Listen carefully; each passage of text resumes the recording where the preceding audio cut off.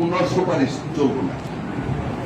যে কেউ হোক, যত শক্তিশালী ব্যক্তি হোক, মাদকের ব্যাপারে কোন স্যাক্রিফাইস নাই, কোন সুপারিশ নাই।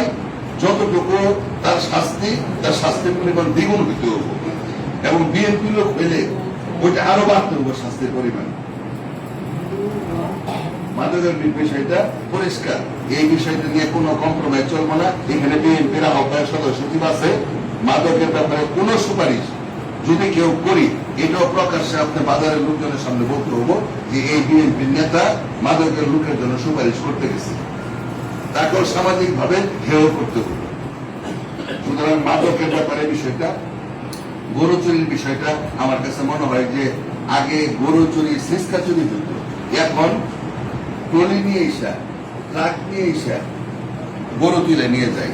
এটা শেপট দিতে একটু বেশি, ঝিনেগাটিতে হয়তো একটু কম।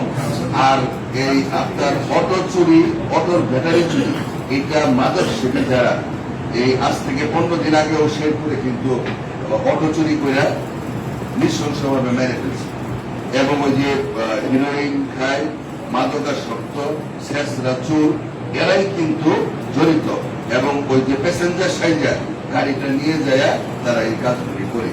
এই ব্যাপারগুলি আমার কাছে মনে হয় যে ইন করা দরকার।